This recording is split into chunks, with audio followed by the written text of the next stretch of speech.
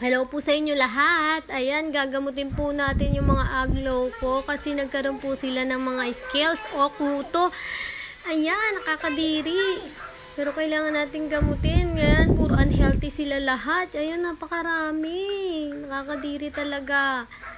Pagka ganito karami, tinatanggal ko na yung dahon. Pag naman konti lang, ayan, pinabakbak ko na lang siya ng sponge o kaya ginagamitan ko ng kuko pag ayaw talaga matanggal.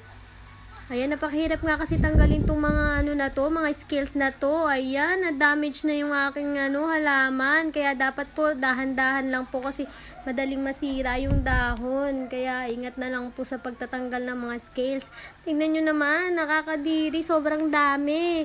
Lahat po talaga halos ng mga aglaw ko nagkaroon ng scales. Infested po talaga lahat sila.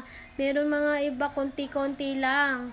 Ayan, natapos ko na rin, napagtsagaan ko na rin tanggalin ng mga kuto at pinagtatanggal ko na rin yung mga sobrang infested na dahon. At ayan, kailangan natin siyang bunutin. Binunot ko nga sa lupa. Kailangan natin i-uproot lahat at kailangan banlawan. Dahil nga malala na ang infestation, ina-uproot ko nga yan lahat. Papalitan ko ng mga potting mix to at lilinisin din yung mga paso. Masyado nga matrabaho mga mare, pero kailangan natin gawin para sa kanila, para ma-save natin sila kasi kawawa naman, napabayaan ko nga sila kaya sila nagkaganyan. Ayan, tapos na silang i-uproot. Kailangan ko naman yan banlawan isa-isa. Tatanggalin nga natin mabuti yung mga lupa sa mga roots nila. Ayan, ang dami. Ayan, ginagamitan ko na ng running water para matanggal mabuti. Isa yung kamay ko kasi hawak ko yung cellphone para mag-video. Wala kasi akong taga-video. Pagkatapos nga nito ay ilulubog ko naman sila sa fungicide at insecticide. Yung 7 nga at saka blue ang ginamit ko, pinaghalo ko sila. Ito yung 7 at ito naman yung detail na blue.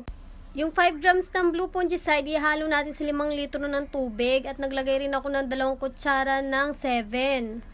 Ayan, at pinaglalagay ko na sila lahat. Ibinabad ko nga sila lahat ng mga 30 minutes dyan para mamatay yung mga insekto na nakadikit sa kanila. At para din mamatay yung mga fungus, ayan, nilubog ko nga silang mabuti. Ayan, gumagamit ako ng tweezer na mahaba para mailubog ko silang mabuti. Ayan, babad muna kayo dyan mga babies. At after 30 minutes, ayan, hinango ko na sila. Gumamit ako ng gloves para mahawakan ko sila. Kailangan natin sila i-air dry. In-air dry ko sila magdamag at maghapon. Tingnan nyo naman mga mare, mukhang healthy na sila tignan pagkatapos tanggalan ng mga kuto at ilubog sa fungicide.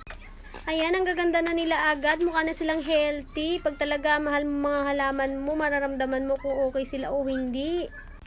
At ayan, next naman, maglinis tayo ng mga paso. Ayan, napakarami kong lilinisin. Ilang araw ko nga yan lilinisin kasi meron akong alagang mga bata. At ayan, naghalo nga ako ng Dolax at dishwashing liquid sa tubig. At ayan, kailangan is mabuti yung mga paso. Gumamit tayo ng Dolax o liquid disinfectant para mamatay yung mga fungus at saka mga insekto dyan sa mga paso.